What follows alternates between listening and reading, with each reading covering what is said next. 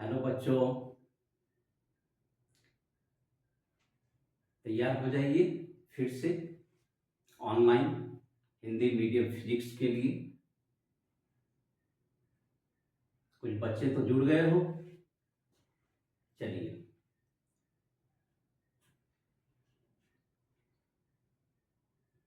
आज जो हम स्टार्ट करने के लिए जा रहे हैं, पिछले क्लास के बाद का टॉपिक। पिछले क्लास में हम लोगों ने बताया था डायपोल के कारण, विद्युतीय द्विध्रुव के कारण विद्युतीय विभव। तो विद्युतीय द्विध्रुव के कारण जो विद्युतीय विभव हम लोगों ने निकाला था अक्षीय स्थिति में, जिसका एक्सप्रेशन तुम्हारे कॉपी में लिखा हुआ है P/4πε(x²), ये फाइनली हम लोगों ने निकाला था जब बिंदु अक्षीय स्थिति में हो। और जब निरक्षीय स्थिति में आया था तो निरक्षीय स्थिति में विभव का मान 0 हो गया था। और हम बताए थे कि निरक्षीय स्थिति में बिंदु कहीं पर भी स्थित हो वो 0 होगा। इसका मतलब ये हुआ कि जो लंब समद्विभाजक जो होता है ना, वह समविभव सतह की तरह काम करेगा। ये हम लोग डिस्कस कर चुके थे। यदि बिंदु कहीं पर भी यदि स्थित होता है, मान लो एक रूल याद रखो इसमें कि केस थर्ड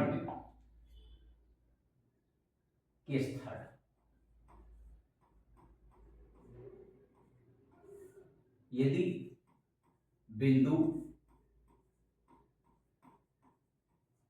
कहीं भी स्थित हो, कहीं भी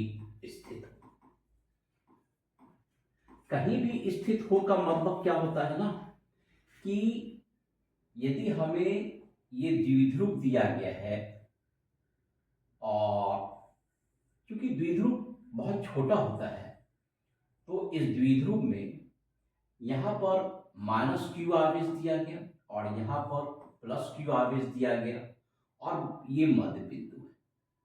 तो मध्य बिंदु से द्विध्रुव यदि कहीं पर भी स्थित हो, देख लो यहां पर मध्य बिंदु से कहीं भी स्थित है, एक P बिंदु हमने लिया जो कहीं भी स्थित है, x दूरी पर हम लोगों ने लिया है, कोण थीटा पर स्थित है। कहने का मतलब यह P बिंदु की स्थिति दो तरीका से चेंज हो रहा है। कौन कौन सा दो तरीका से चेंज हो रहा है?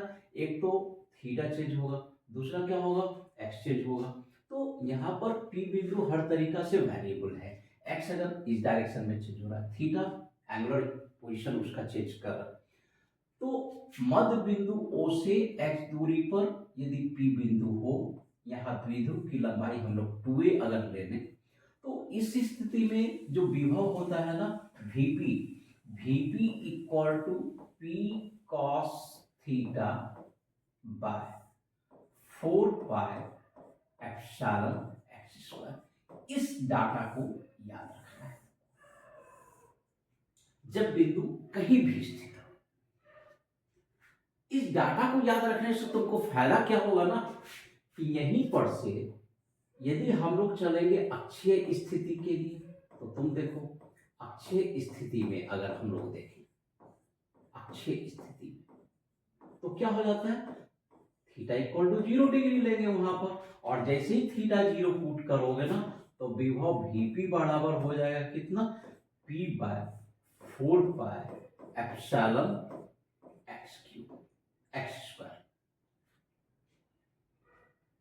और अगर हम लोग निरक्षीय स्थिति में अगर लें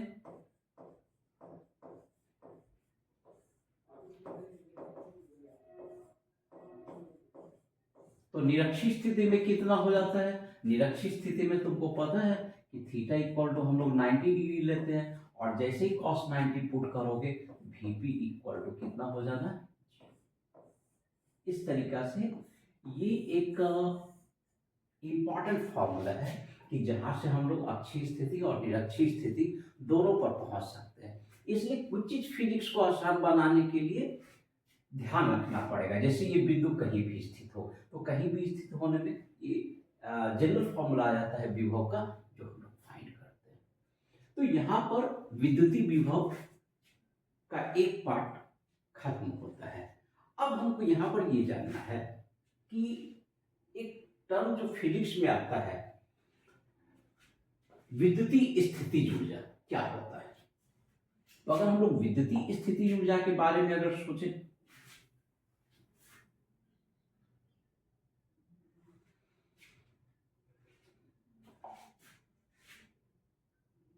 विद्युतीय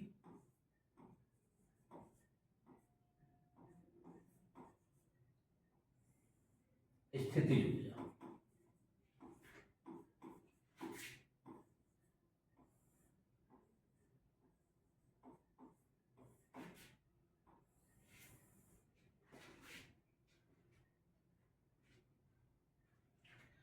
तो स्थितिज ऊर्जा पोटेंशियल एनर्जी के बारे में अगर हम लोग जानेंगे, विद्युतीय स्थितिज ऊर्जा लो या वैद्युत स्थैतिक स्थितिज ऊर्जा, दोनों का मतलब एक ही होता है। तो वैद्युत स्थैतिक स्थितिज ऊर्जा अगर हम लोग जाने तो होता क्या है ये। अभी तक हम लोग अगर यहां पर कोई धन आवेश है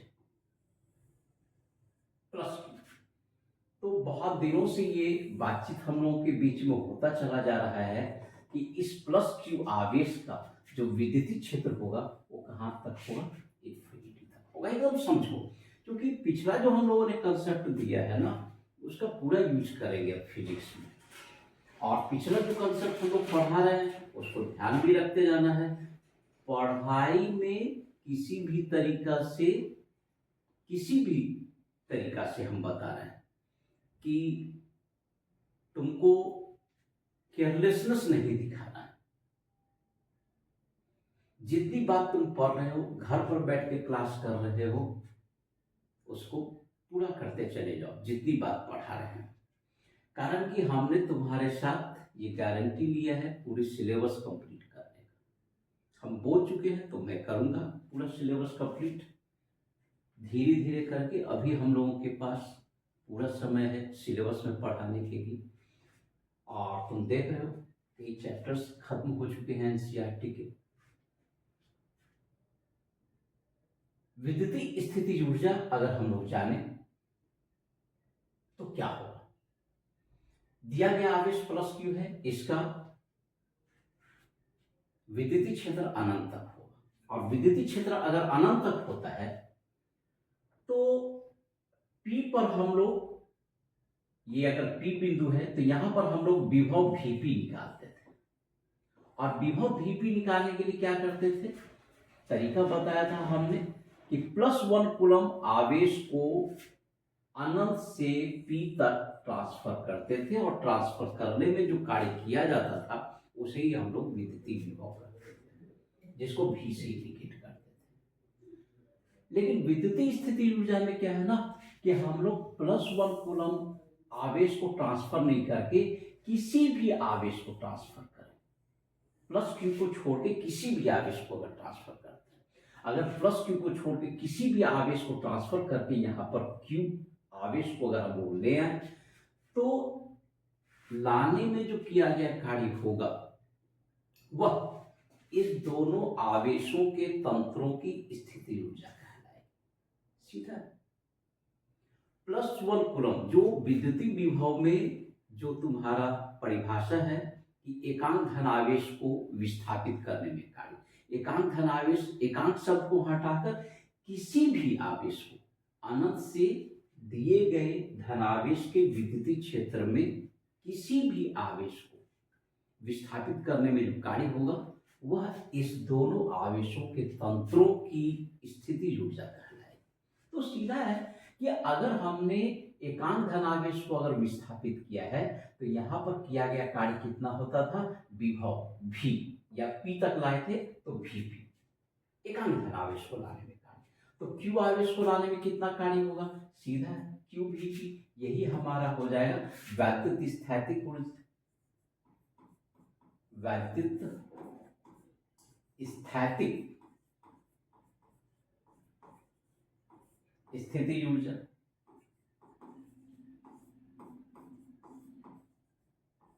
तो वैद्युत स्थैतिक स्थितिज ऊर्जा का यही एक्सप्रेशन हो जाता है हमारा कि वैद्युत स्थैतिक स्थितिज ऊर्जा क्या है।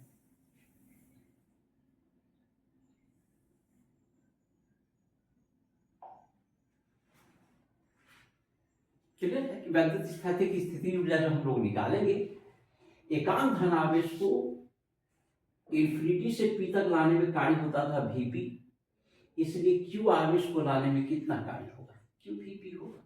तो सीधा सा बात है। इस तरीका से देखो क्या हुआ कि वैद्युत स्थैतिक ऊर्जा का संबंध विभव से हो गया। पहले हम बता चुके हैं कि विभव का संबंध तीव्रता से दे चुके हैं और तीव्रता का संबंध वैद्युत स्थैतिक बल से है और वैद्युत स्थैतिक का संबंध आवेश से। तो पहले क्लास से लेके आज तक का जितना क्लास है ना, तुम देखोगे ऑटोमेटिकली यह जो क्लास है ना आपस में इंटर रिलेटेड हो गया।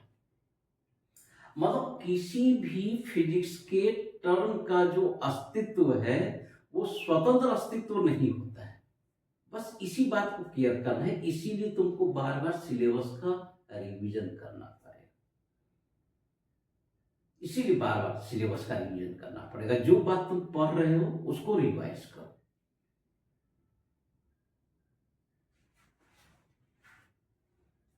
तो वैद्युत स्थैतिक ऊर्जा जो हो गया क्यू Vp। अब तुमको हम बता चुके हैं कि Vp का जो वैल्यू हमने निकाला है ना, वो निकाला है Q/4 एप्सिलॉन इनटू R।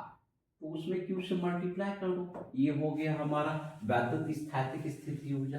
एक और टर्म हम लोग दे सकते हैं, क्योंकि विभव का वैल्यू हमने दिया है माइनस इंटीग्रेशन वेक्टर के फॉर्म में E.dr। तो अब इसलिए कि यहाँ पर क्या करोगे, Q से मल्टीप्लाई कर दो। ये सारा जितना टर्म पढ़ाया गया ना वो सारे टर्म को तुमको देख लो, एक फॉर्मूला में रिलेशन दे दिया। विभव वैद्युत स्थैतिक ऊर्जा Q Vp और Vp से संबंध वैद्युत स्थैतिक ऊर्जा का हुआ। आवेश के साथ दोनों आवेश, हमने बताया कि दो आवेशों के तंत्रों का वैद्युत स्थैतिक ऊर्जा है, तो दोनों आवेशों के टर्म में ये फॉर्मूला हुआ।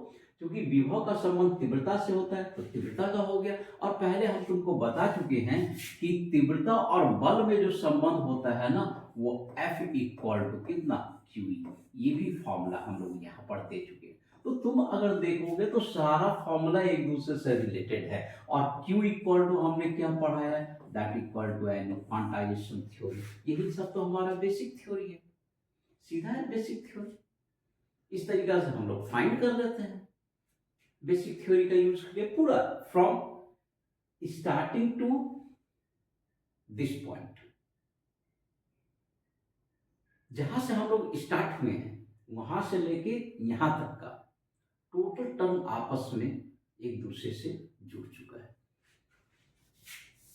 अब यहां पर बस एक ही बात रहता है कि आप लोग रिवीजन कीजिए, तो फिर ऑब्जेक्टिव और न्यूमेरिकल्स ये दोनों को समझने में बहुत आसान होगा। और जितने भी ये सारे टर्म्स आते हैं कहीं न कहीं short question, long question, objectives आएंगे ही, छूट नहीं सकता है। तो ये वैद्युत स्थैतिक ऊर्जा हम लोगों ने यहां पर फाइंड कर लिया है। इसके बाद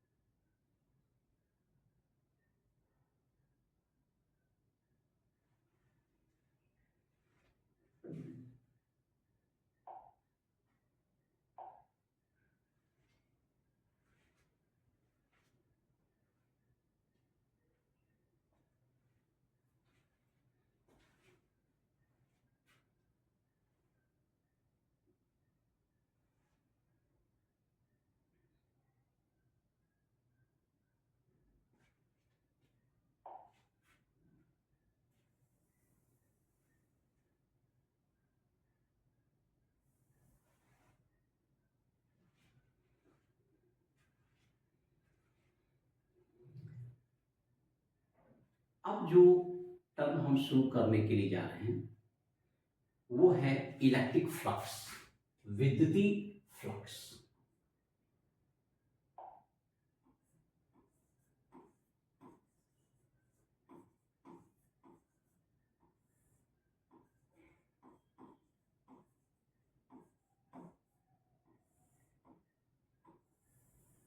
विद्युतीय फ्लक्स क्या है?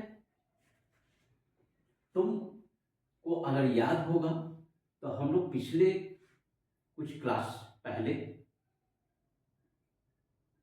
विद्युतीय बल रेखाओं को समझाया था। और विद्युतीय बल रेखाएं क्या होती है? जो धनावेश से निकलती है और अनंत तक जाती है, और यही स्रोत होता है विद्युतीय क्षेत्र का, और ऋणावेश के द्वारा ये आकर्षित किया जाता है, और यही स्रोत होता है विद्युतीय क्षेत्र का, विद्युतीय तीव्रता का, विद्युतीय विभव का, वैद्युतीय स्थैतिक बल का। कारण है कि यहां पर अगर कोई Q आवेश रखा हुआ है, यहां पर Q आवेश रखा हुआ है, तो आखिर दोनों के बीच बल लगाने वाला कौन सा एजेंट है? यही बल रेखाएं चलकर यहां पर आती है और यहां पर बल उत्पन्न होता है, वैद्युत स्थैतिक बल उत्पन्न होता है। एकदम क्लियर है यहाँ पर। तो विद्युतीय फ्लक्स का जो संबंध है वो इसी विद्युतीय बल रेखाओं से, विद्युतीय फ्लक्स का संबंध विद्युतीय बल रेखाओं से है। कैसे है विद्युतीय फ्लक्स का संबंध विद्युतीय बल रेखाओं से? देखो, विद्युतीय फ्लक्स होता क्या है? विद्युतीय फ्लक्स होता है कि कोई भी तुमको यदि क्षेत्रफल दिया गया है, कोई छोटा सा क्षेत्रफल दिया गया है, और इस छोटे से क्षेत्रफल से जितनी बल रेखाएं गुजरेगी लंबवत,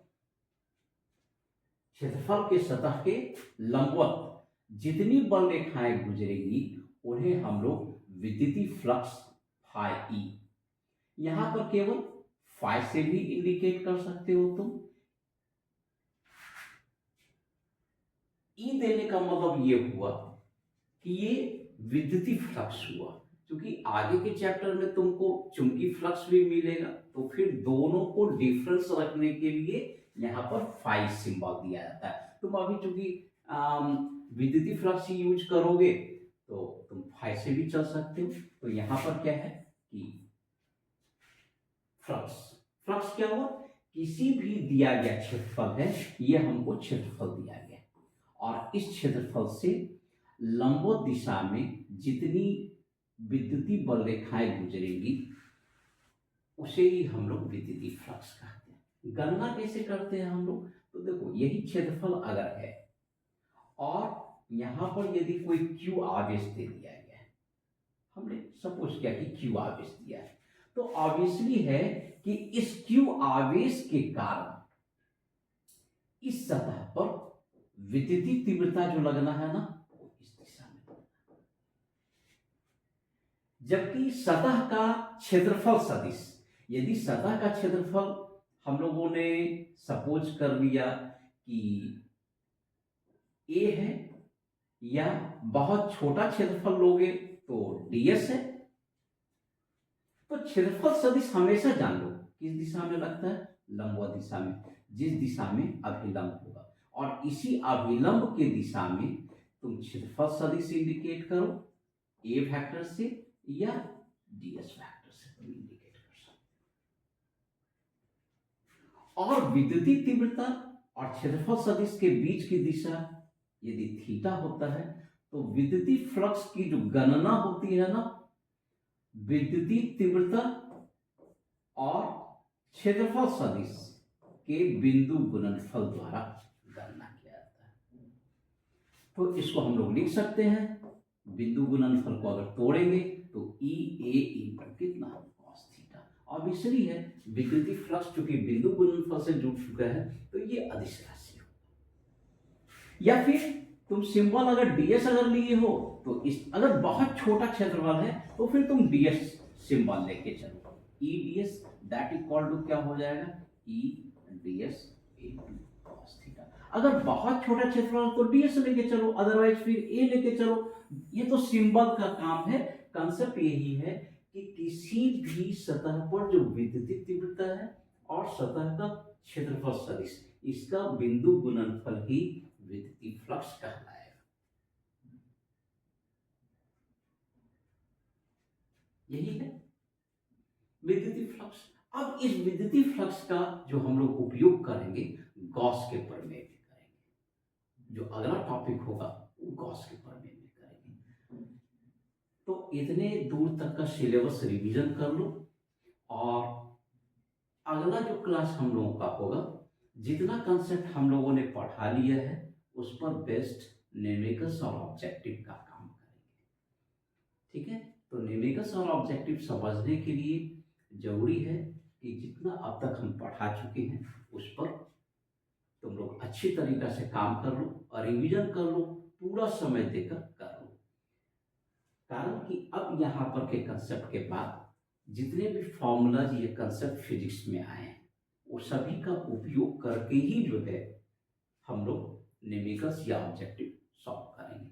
ऑब्जेक्टिव में क्या होता है कि फिजिक्स का एक एक लाइन का कंसेप्ट यूज होता है, बहुत छोटा छोटा कंसेप्ट निकाला जाता है, और न्यूमेरिकल्स में सारे फॉर्मूला और थ्योरी दोनों का कॉम्बिनेशन होगा। जब दोनों का कॉम्बिनेशन होगा तो फिर न्यूमेरिकल्स सॉल्व होगा। जनरली स्टूडेंट्स को क्या होता है ना कि न्यूमेरिकल्स कहते हैं कि सर बन नहीं रहा है, बन नहीं रहा है। अरे बनेगा वो, अगर तुम्हारे पास कंसेप्ट अगर सही होगा तो बनेगा। नेक्स्ट क्लास से हम दिखाएंगे बना के कि कैसे बनता है। ठीक है ना।